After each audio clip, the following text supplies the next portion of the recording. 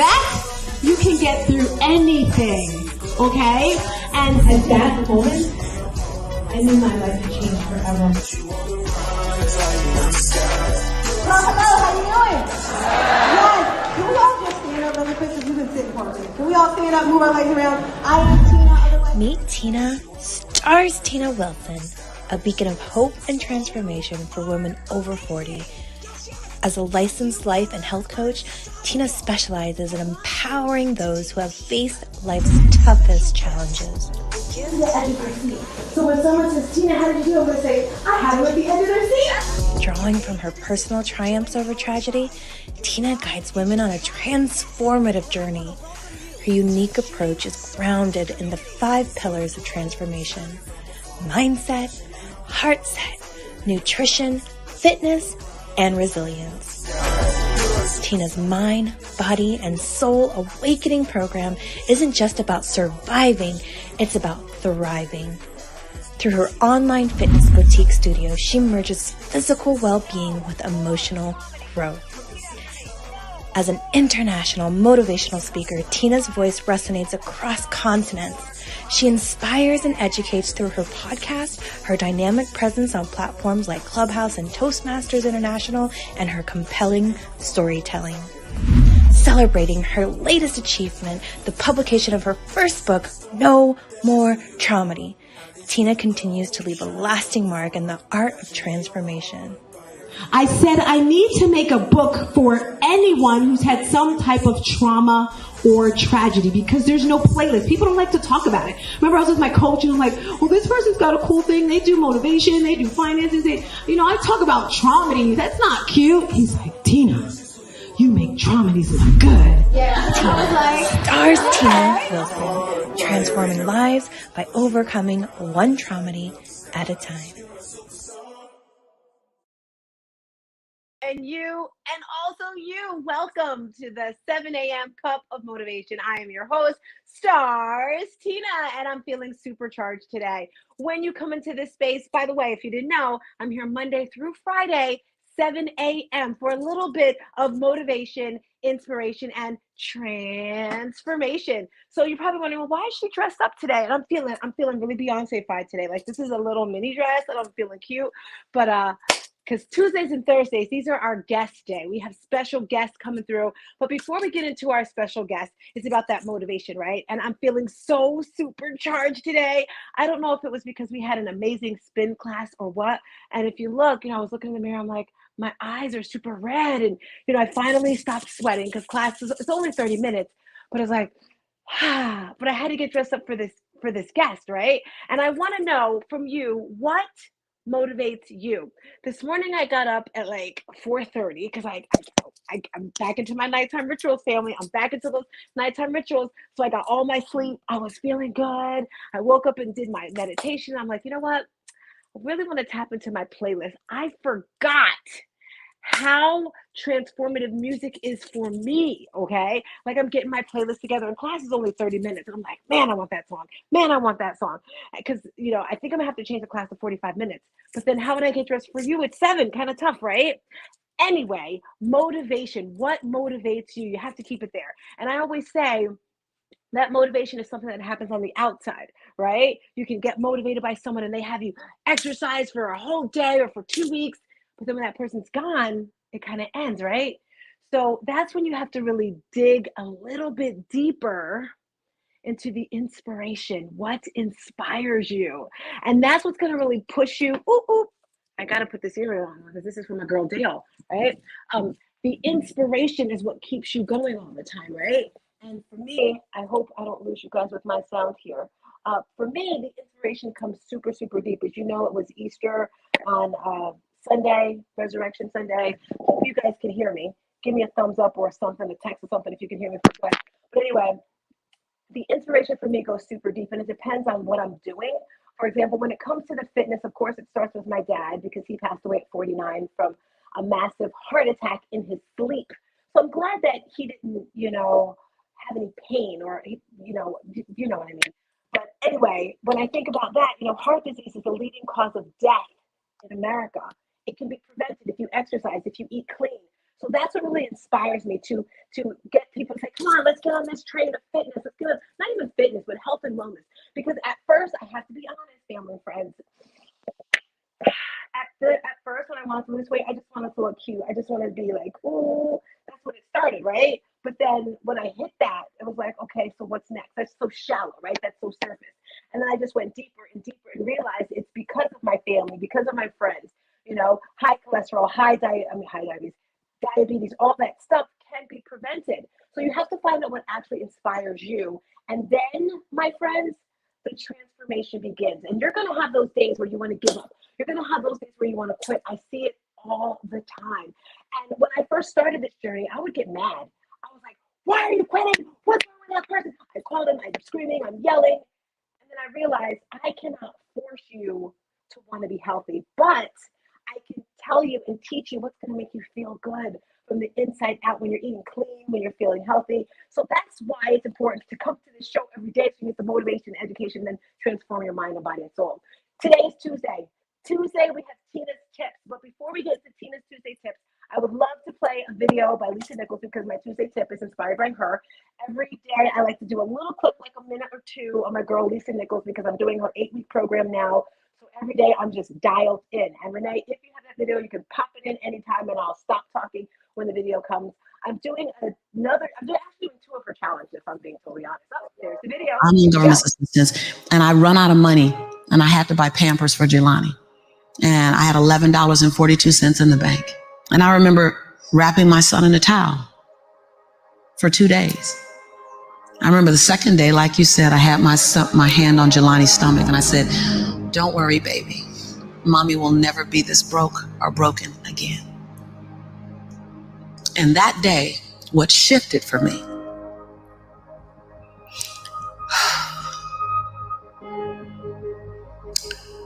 was I was willing, and I don't know if this is going to sound crazy, I was willing to completely die to any form of me that I had been so that I can birth the woman that I was becoming.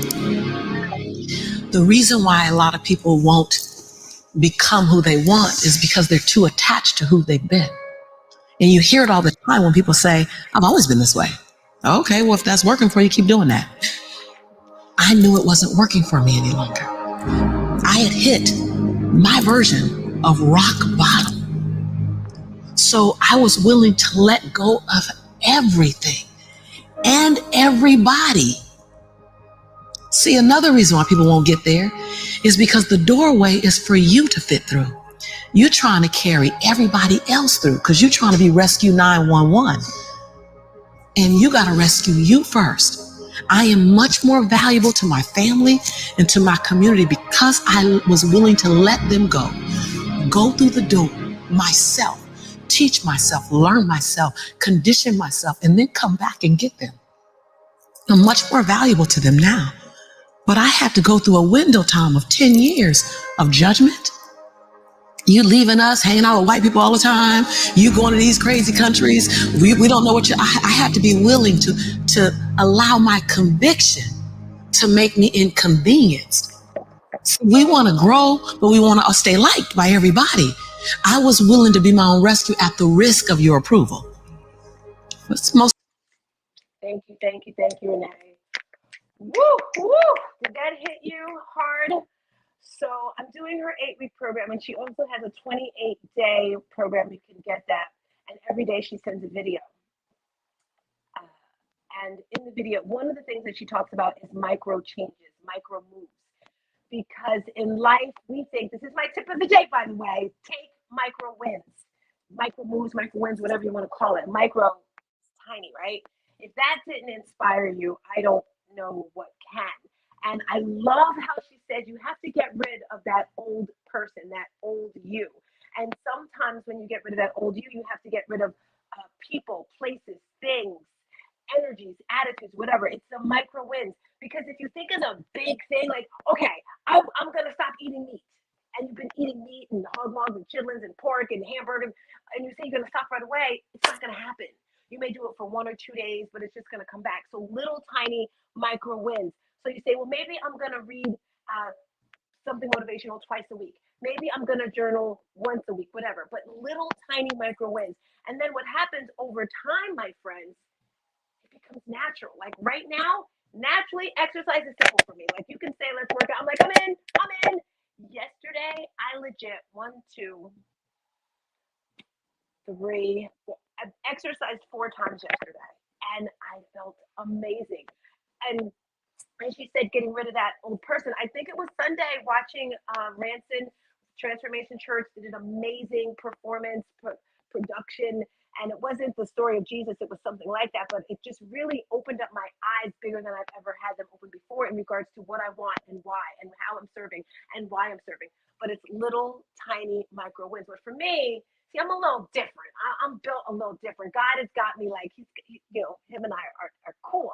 So he like really throws things on me. So I need to like do huge, humongous things. So for the next 10 days, I don't know where, here it is, hold on. So I showed this yesterday. I went in the kitchen and I saw this on the counter. And I was like, is my sister trying to tell me something? So I started this yesterday and I feel amazing. All I had was water yesterday. I'm doing a 10-day smoothie cleanse. Okay, I had a protein shake, but I have to like dial in for me. This is for me. I have to really attack things. Like those little things, just like they don't work for me. I have to go all in, So I said, I want to fast and pray for 10 days. Just to like get back on track. That's my micro win. So for you today, I want to remind you of that.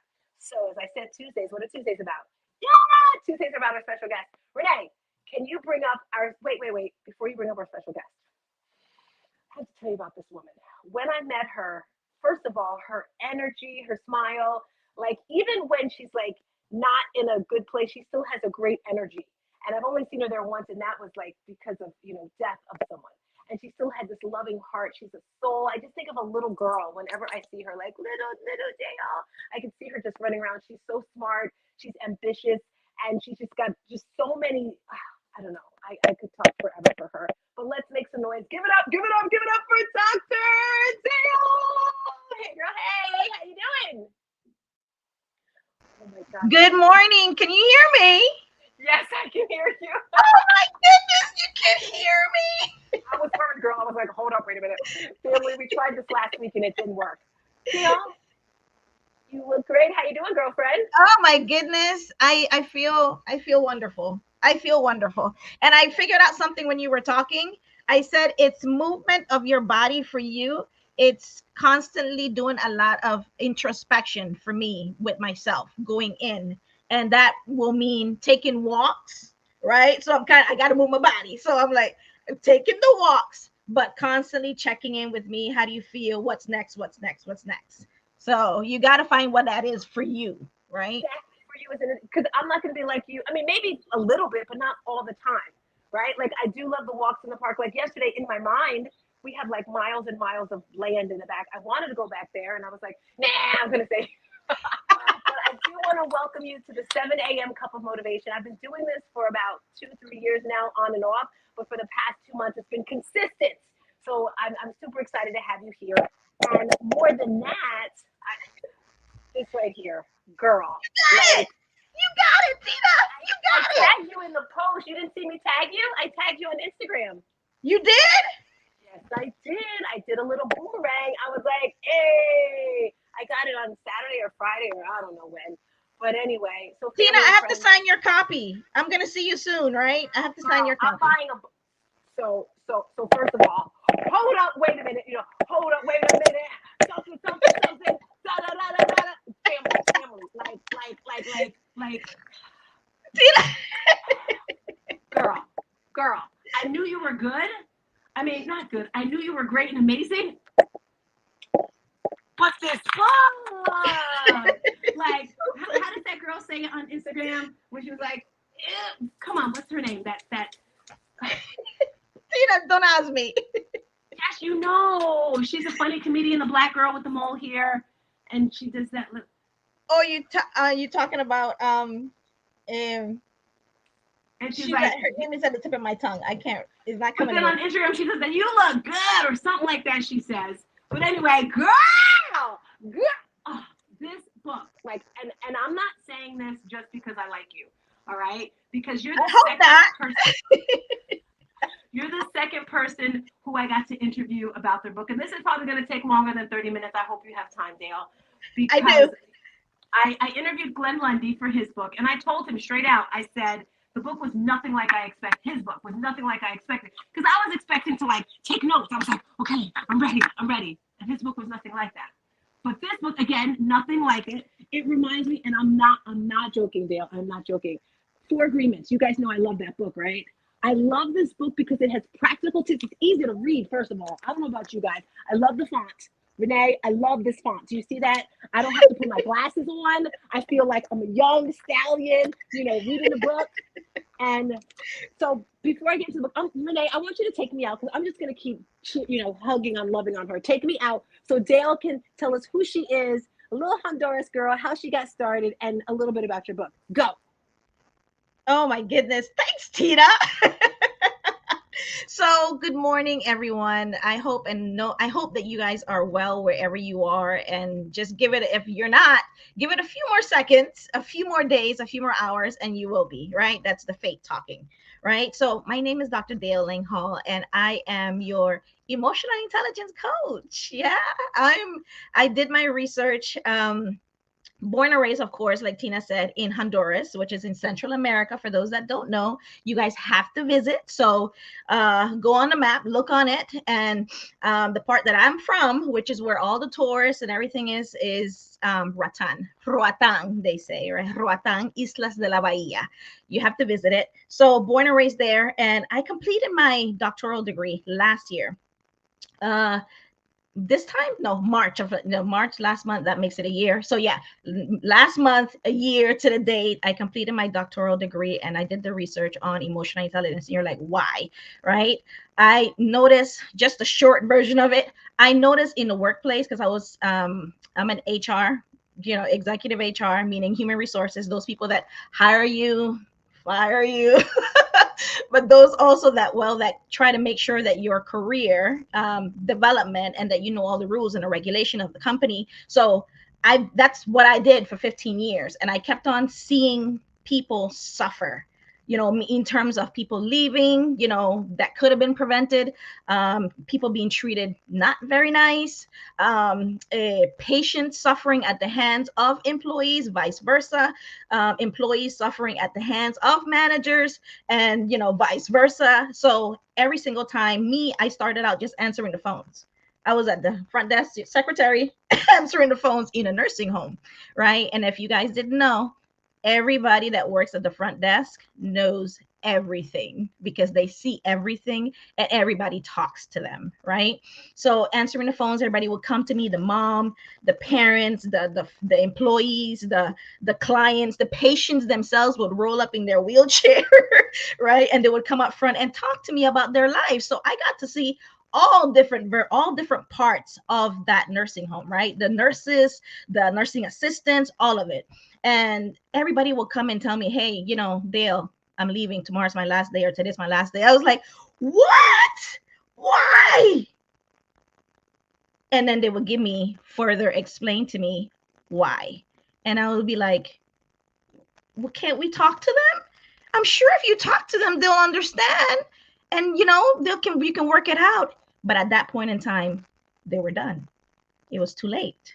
You've probably been there. I know I've been there, right? And in some jobs, I actually stopped and I would go to whoever it is that messed up my flow of my job. I would go and tell them. And sometimes I just didn't, right? And the reasons goes on and on and on, right? The reasons were a lot of the reasons, again and again, I don't trust them. They lied. They took my work. They claimed it was theirs.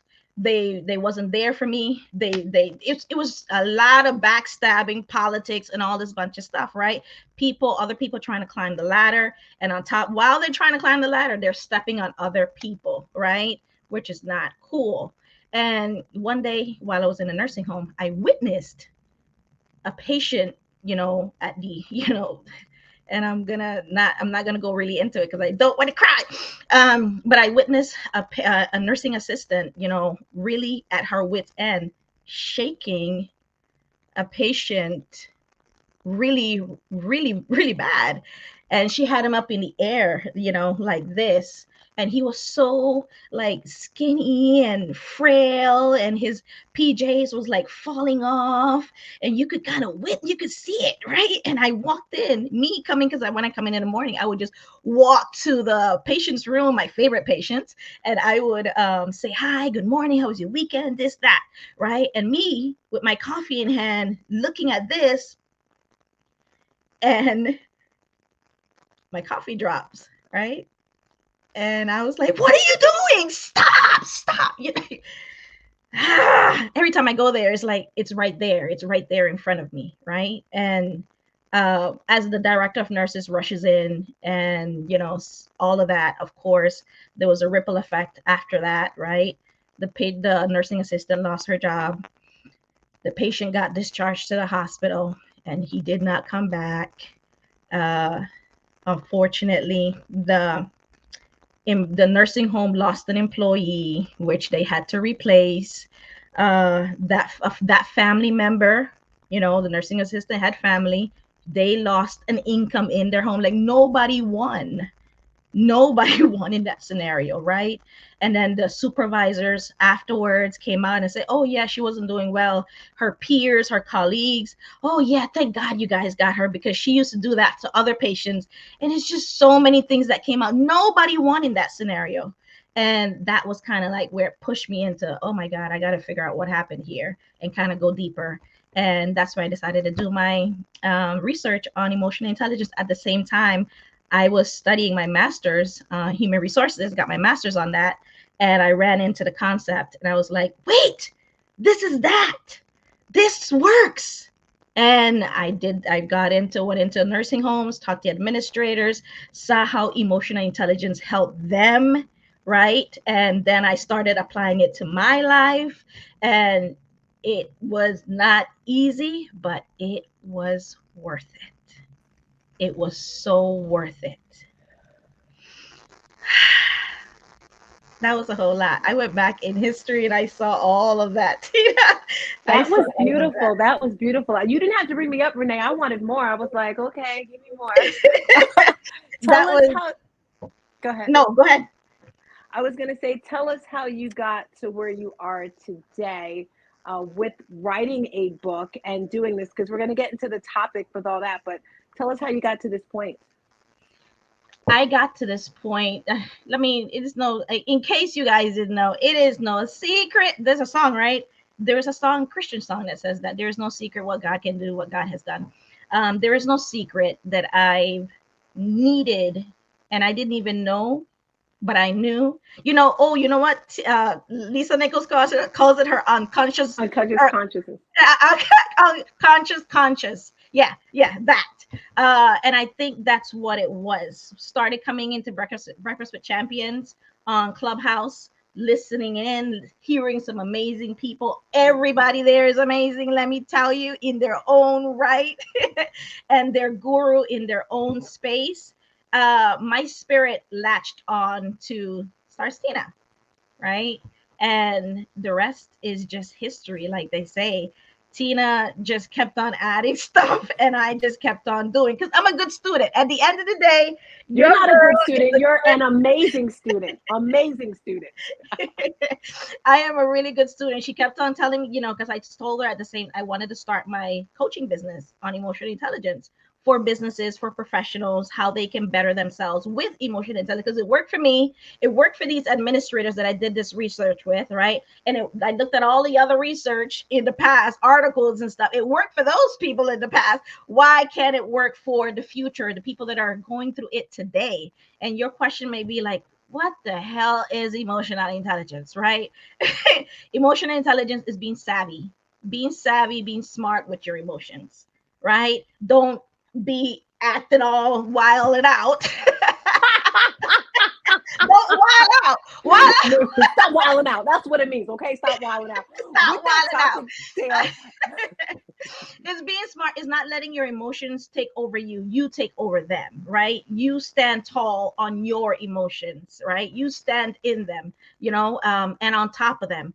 Though you are in control, you're in control management of them, right? When you feel like somebody just, somebody got you angry about whatever situation, you may feel like your hands start sweating, your stomach start going, and you just want to like punch them. Don't do it. First of all, don't do it. Second of all, breathe, right? Stop, breathe, and you just seconds, just count. And I think I was listening to this pastor the other day, and he was talking about around emotional intelligence. He said, in the stopping and the breathing, there's in between. And in between you stopping and breathing, your solution will come, meaning you will decompress, right? You will decompress. So instead of just going full force with that anger, all right, I could go again. Can you share your whole method? Because I talk about it all the time. So it's not necessarily my method. It was developed by a psychologist. I used another method. I used another method, but that method, the whole method, what Tina's talking about, a lot of psychologists use it as well. And it's HALT, HALT, right? Hungry. If you know that you're hungry, check yourself like that. There's a commercial like that, right, Tina? Where with Betty, the lady, yeah, Betty her. White. Betty White. So if you feel like at any point in time, because some people like my family, when we're hungry, we need to eat first before we discuss or do anything, right? Because we know that we're gonna, my mom just came from work. She needs to know that she knows she needs to go to eat, because tensions and issues are they're gonna come out a lot worse than if just you're hungry, just eat, right? Check your body, check your body. Just eat. Okay, drink some water, eat. So hungry. And then the A is for anger. Like, are you angry? Check yourself. This is what emotional intelligence does. Okay, stop right there, Dale. How can you not make it? Because we're both Scorpios, and I did something so stupid once. I was so angry. I did something. I told you I scratched this TV up. I was so mad, and then afterwards I was like, "Girl, that was your TV." Like, how do you not do something when you're angry? Because when I'm angry, I'm like, I go for a walk, but I'm still like, I'm ready to just. Tina, it sounds like you need a punching bag, because we used to have this at this job, and I used to punch it a lot. I even punched it so much it broke, it burst. Because people would say things, and then you would, for you not to answer back, you would either walk away, go to the bathroom, wash your face, or you would go punch something. But you need to release that. That's emotion. what it was. I was just like many times when I was younger girl, I keyed a car. I was so mad. No, he had a hickey on his neck. Okay, I was pregnant. He had a hickey on his neck. I was just like, and he's just standing there watching me. I'm writing my name on his car. I'm like, you make me. Don't get me mad. I'm better now. Emotional intelligence says, stop. And the thing is, at the end of the day, if you really thought about that before you keep that car, emotional intelligence say, is that a part of your values? Is that who you are? Is that who you want to be? And somebody in the moment would say, I don't care. But afterwards, when you have calmed down, you're like, I probably shouldn't have done that. Somebody did it to me. I would have been pissed off. You know what I mean? So after when you calm down, so that's why they say when you're angry, you shouldn't do anything that's life altering. When you're angry, you should just wait until whatever's going on, comes to a reset, right? Comes to like a baseline, right? When husband and I argue, Tina, when husband and I argue and we need to resolve an issue, I said, okay, so can we just talk this out real quick so we can move on? What do you say? Can we what? I said, can we talk this out really quick so we can move on? But sometimes that's not always the case, because people like my husband, he needs to think and process. So do you go? So I hear this all the time. Don't go to bed angry. But if the issue is there, and I need my sleep, okay? I need my sleep. I don't have time. What do you do? Tina, I used to go to bed angry. We don't do that now. what we do is we definitely come to a resolution. Okay, we're going to talk about there. We look at all the points. What's important to you? What's important to you? This is your list. This is your list. All right. These are the 5, 3 on your list and 3 on my list. Can we talk about the basics? Okay. Are you good with that? I'm good with that. Okay. Can we talk about the rest tomorrow? We're not mad. We're not mad. All right. All right. Good. Back. Done. Oh, I don't know if this is true, Dale. I don't know if this is true, but this is what I heard. You're going to be speaking on like couples because you have the best relationship. I love you and your husband. I never even met him. I love it. It's what I heard. You're going to be talking about relationships. So go ahead. You heard right. I have a coaching program coming out in June. But yes, my husband, right? Imagine someone that my husband has always been like a few years in terms of emotions and dealing with life ahead of me. And he's always been a years ahead, and he's been patient enough to wait for me to catch up a little bit. Right. And we had that discussion the other day. I was like, yeah, you remember when I used to think this? Yeah. I used to call because he knows a lot about my husband is in IT, and he knows a lot about a lot of stuff. And I always used to say when we were in high school, I say, you have a lot of useless information. Who knows that? Who cares about that?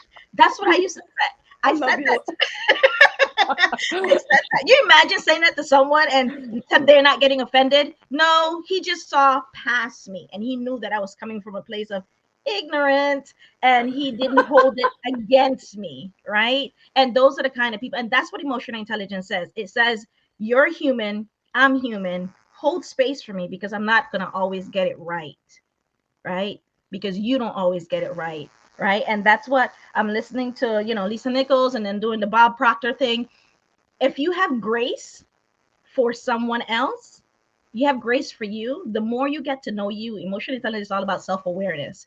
Are you aware enough to know what are your likes, your dislikes, your weaknesses, who you are? How does your faith come in line with how you show up every single day? Do you have integrity? Like all of these things, and then not actually going through your day, just going through the motions. Really be intentional with how you are living and showing up in all of your relationships, right? And to be honest with you, it's not easy. It's not easy because there's so much built up trauma and experiences that you have been carrying with you for such a long time. And just on doing that is a whole converse, it's a whole vibe, right? That's why it takes years. It takes years to even like say, you haven't told your mom, you guys never used to say you love each other in, you never used to say it. Your mom never said it to you, never said it to her. And until you finally say that, that's a whole years of trauma that you're letting go and saying, finally, for the very first time, I love you. You know what that means? Oh my God. Oh my gosh. That's a whole thing, right? And that's what somebody needed to hear that. Someone needed to hear that. And it takes time, and especially with the Resurrection Sunday, Easter that just went by, you have people that are used to be here that are no longer here. You have traditions that that used to be in line but no longer in line, and all of these things. And that's what my book talks about, right? And it says, because I had somebody reach out to me on social media and said, how does emotional intelligence coincide with faith and God and religion? And I was like, well, get my book. I thought it says treat others with respect, how you would want to be treated. God is like all about love, and emotional intelligence is saying, how about you not lash out, disrespect, curse me out, push me around, and slap me? God says that. He's like, turn the other cheek. Don't be so easily. And I just interviewed a bunch of 7 amazing girls last week, and Mindy, she's like, don't be so easily offended. Like, really check in, like pull it back, right? And what did I say, Tina? They said that the more, if you are offended about something that someone said, that's not on them, that's on you. There's something in you that's causing you to be offended. If you're jealous at the fact that you see Tina did a book, and Dr. Dale up in here got a book. Go to a book. Then that's telling you, that's your inner being telling you, you want to write a book.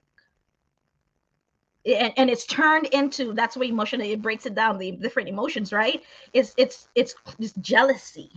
So then how do you flip that jealousy, right? Because then that jealousy can easily go into dislike and hate and all this bunch of stuff. Instead of going that route, why do I dislike her? Because she's just doing her. That's all she's doing. She's just showing up as her best version. Maybe there's something in you that you see in her that you would like to borrow and maybe do your own. I don't know. That's I food love for it. thought. I love it. You left up from the A. You got LT left for our home.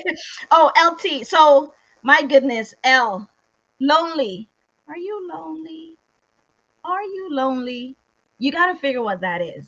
I used to say a long time ago, I used to have this friend of mine, and she used to be with all these different guys. And I was like, why are you always hopping around? Hopping around.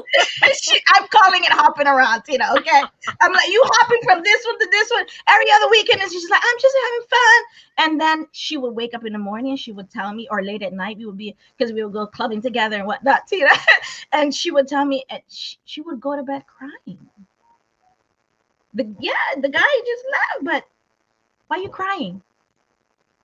You're lonely, and you're just trying to fill a void. But you got to figure out why. So she's trying to fill a void with all of these random people that are just coming for a short period of time and taking, or she's giving up, right? The best of herself. So if you're lonely, then loneliness can cause you to do things that you want to look back and say, man, I shouldn't have probably did it that way. I should have just decided and figure out, why do I feel lonely? You got to be able to love and want to be by yourself before you are okay with being with other people. Like, like you got to love being all things me, myself, and I, right? And I told my husband, I said, my goodness, back in the day when we first got married, I'm like, we need to do everything together, Tina. We need to go here. We need to do. I said, I can't go there to that party by myself. He would tell me, just go, because sometimes he wasn't in the mood. And I was like, we married. I didn't marry to be by myself. How many women have said that, right? But then I realized, Tina, like 7 years in, because December coming is going to be 14 years that we've been married. And I realized that I was an individual before him. I was me before him. And just because I married him, he doesn't stop being an individual, meaning he has his own needs, he has his own likes, he has a whole mind in of itself. And sometimes his mind and my mind is not going to always gel, right? And it's okay for me to do me that makes me happy, right? As long as it's, not hurting him, not hurting the family and all that kind of stuff, right? So I started going to movies on my own. I started sometimes going to the beach early in the morning when he didn't want to. And I started finding connection with me from within. And I was like, man, this is good. I started spending time with me. So figure out you're lonely, right? And just when you're a majority of yourself, then you're not lonely anymore, right? And then the T. I want to right? chime in on that lonely really quick, because years ago, I always hated being alone. Like most of my life, like even in high school, I wouldn't eat lunch if I wasn't at a table with someone. Like if I went to the cafeteria and I didn't see anyone, I just wouldn't eat lunch because I hated being alone, because I was used to having family around all the time. And during COVID, I moved to North Carolina and I got my own place by myself. I'm like, I'm in this house. There's no one here. The first few weeks I was like, and then I started to love it. I was like, this is amazing. I could walk around naked. That's a great thing, It's like, but even like when I went to Florida, I went to the beach and I was just on the beach by myself, because I love the beach, and having these moments by myself, it's like, wow, this is pretty cool. It was scary at first, and I advise anyone who's watching in the morning, like I love getting up between 4 and 5. I heard that's when God taught, like 3, 4. If you ever find yourself waking up in the morning, what are your thoughts on that? I hear you. Yeah, I've and it says that I said it because is it because the majority of a good portion of the rest of the world is sleeping? Because that's when it's most quiet, right? That's when it's more still, right? That's when you are still, right? Because all of the hustle and the bustle and the cars and let's go, we got to get ready. All that hustle and bustle has died down, right? You are just silent. So you get to what? Go in. And a lot of people don't like going in, Tina, because going in, they don't want to deal with all that stuff. And let me tell you, you can run, you can hide, but it's not going to be for long. And if you haven't read the book yet, there's a book called The Body Keeps Score, and I know sometimes, men has that thing where they don't want to talk about their feelings and all this stuff. Everybody in the entire world needs to go see a therapist.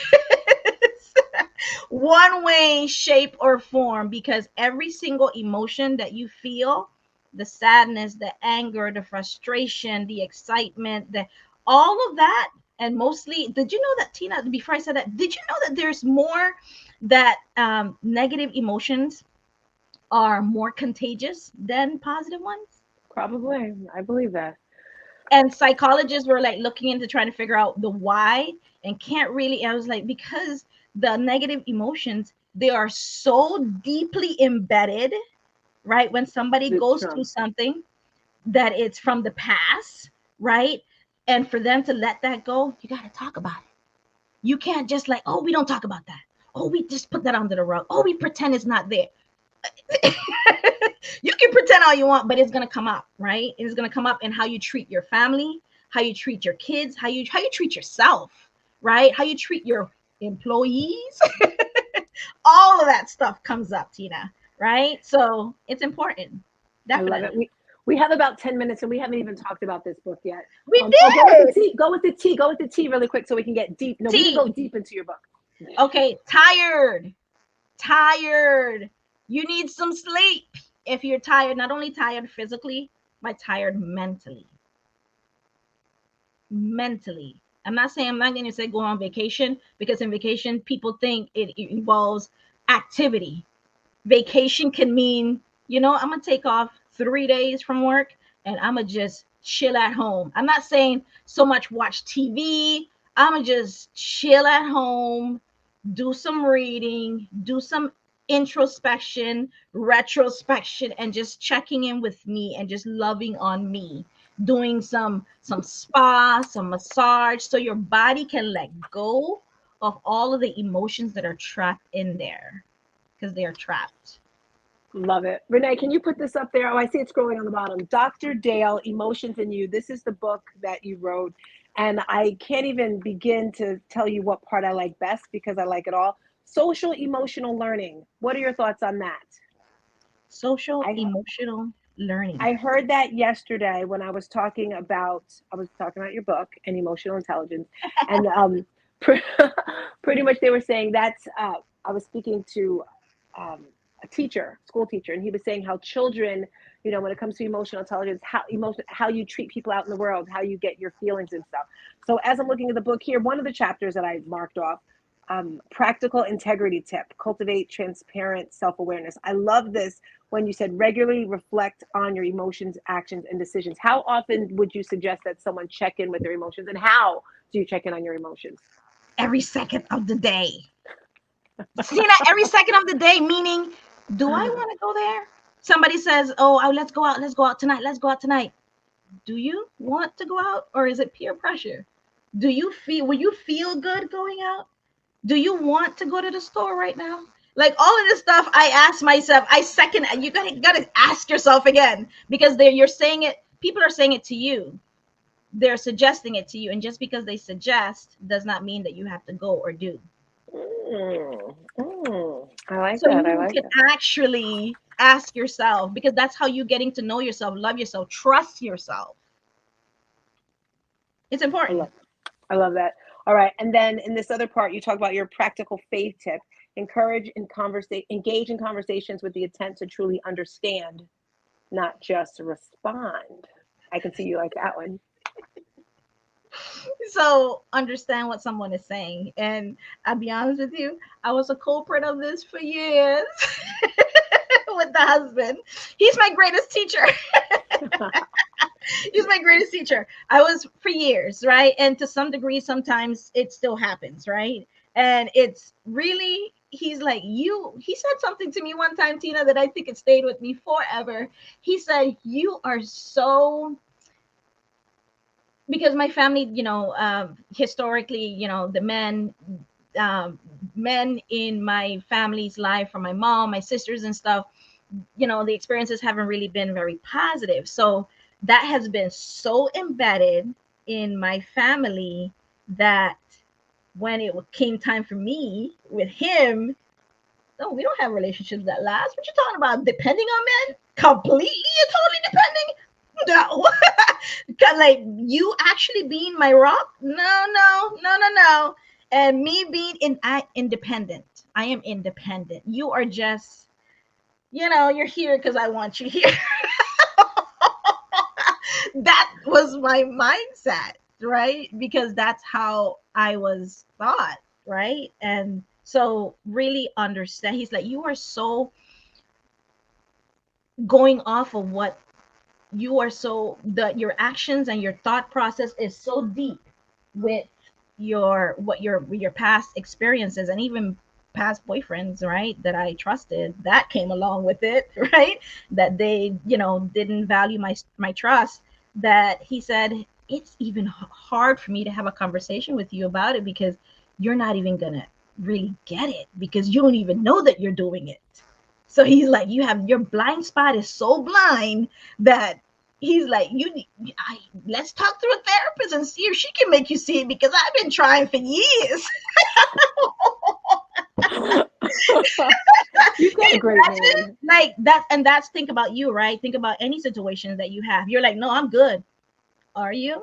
You don't know because you have blind spots, right?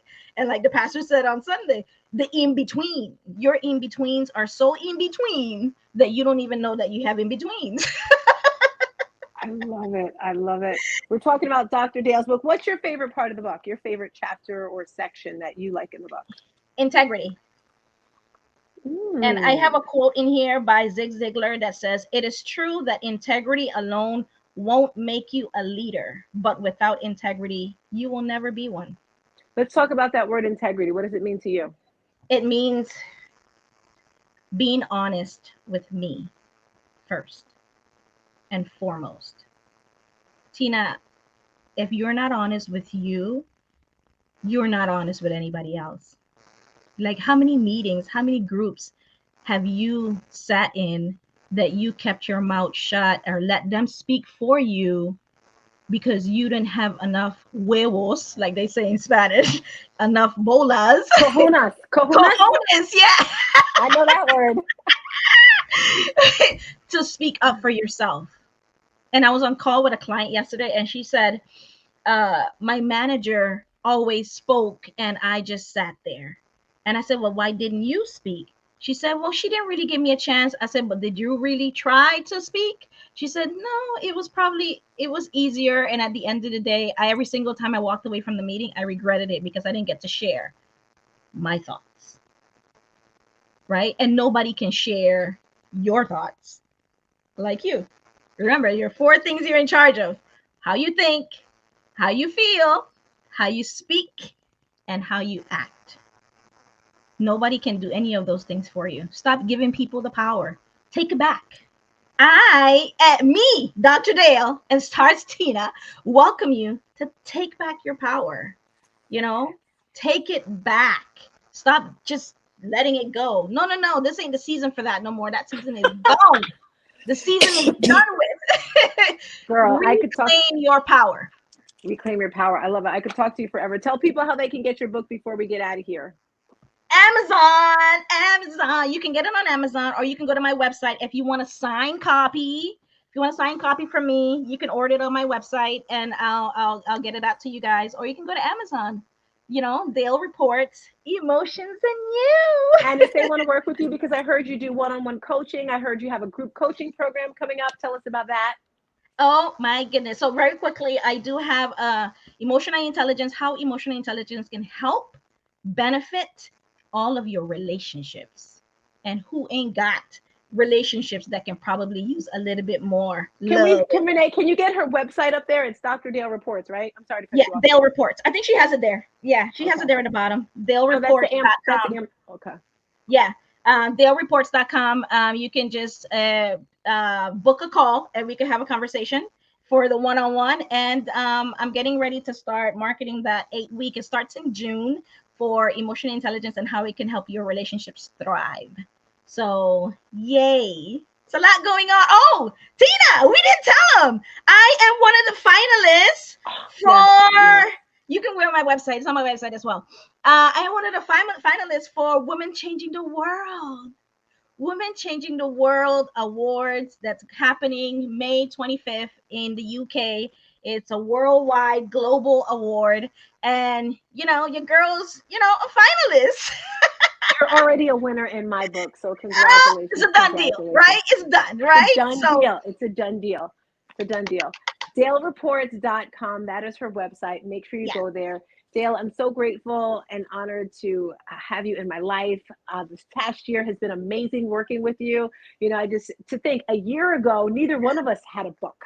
You know, a year ago, it's amazing how in a blink of an eye, you know, things can change, and it's just pulling each other up. That's what I love about community. You know, I was doing this Lisa Nichols, like, hey, you should do this Lisa Nichols program. You know, we both work with Kim Walsh Phillips. It's about expanding and sharing. Keeping all the information in is going to do nothing for you. You know, what's meant for you, you will get. Dale, would you like to give us a closing remark before we get out of here? Faith or fear? Choose one. Ooh, I love that. I love that. Faith or fear, choose one. Remember, family and friends, you are amazing. Peace and a bottle of hair grease. Bye. See you.